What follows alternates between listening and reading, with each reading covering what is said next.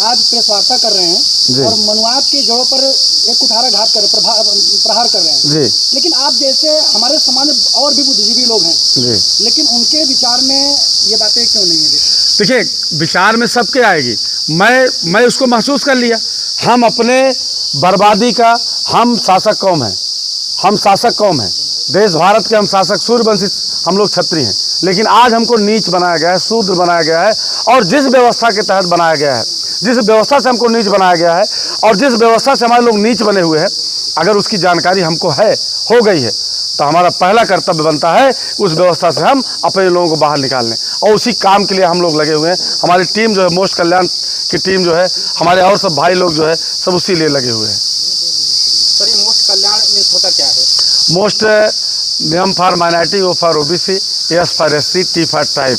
Minority, OBC, SC, tribe के कल्याण के लिए, मतलब आप कह सकते हैं कि जो माननीय कांशीराम साहब का बाम सेफ है या बहुजन है, वही जो है श्यामलाल निषाद का, रामानंद बौद्ध जी का, राम अजोर जी का जो है वही मोस्ट है। अध्यक्ष जी, कहीं ऐसा तो नहीं आने वाले समय में ये आपका जो मोस्ट कल्याण बनाया है आपने, कहीं आने वाले समय में ये भी पार्टी राजनीतिक रूप तो नहीं ले लेगी? नहीं, देखिए, हम तो कोई ऐसी बात तो हम कर नहीं रहे हैं कि जो हम अपने लिए कुछ कह रहे हैं। हमारी सीधी बात है, हमारा सीधा संदेश है कि अम्बेडकरवादी राह पे मनवाद को छोड़ करके लोग अम्बेडकरवादी राह पे आ जाएं और वो राजनीतिक मतलब पद पा सकते हैं, प्रतिष्ठा पा सकते हैं, प्रधानमंत्री मुख्यमंत्री बन सकते हैं। और जो आज उनका पद है उसके बाद भी पावर नहीं है, पावर कोई और उपयोग कर रहा है।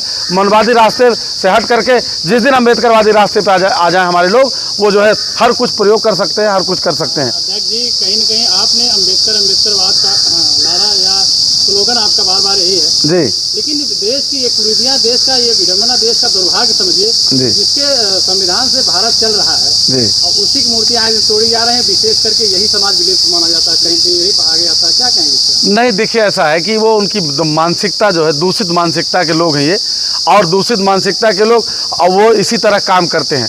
आरक्षण की व्यवस्था जो संविधान में दी गई है, अगर वो ईमानदारी से आरक्षण लागू कर दिया गया होता तो आज सब कुछ सही हो गया होता। जो लोग आरक्षण कहते हैं कि आरक्षण नहीं होना चाहिए, ज़्यादा दिन तक नहीं चलना चाहिए, वही लोग जब पंचायत का चुनाव आता है, जब रिजर्व सीट की बात आती है, वो अपना हरवा और गोबर कहीं लड़ाते हैं। और वो उनका पूरी कोशिश होती है कि ये सीट जो है उन्हीं कंट्रोल में रहे। आप बताओ, आपकी सीट, आप ईमानदारी से, आप अगर सीट रिजर्व है तो वहाँ आप क्यों दखल दे रहे हो? आप क्यों दखल देना चाहते हो? क्यों अपने पास रखना चाहते हो? इसका मतलब कि उनकी नीयत ठीक नहीं है। वो हमेशा जो है उस पर काबिज रहना चाहते हैं, आरक्षित सीट पे भी वो काबिज रहना चाहते हैं। और जब तक ये व्यवस्था रहेगी,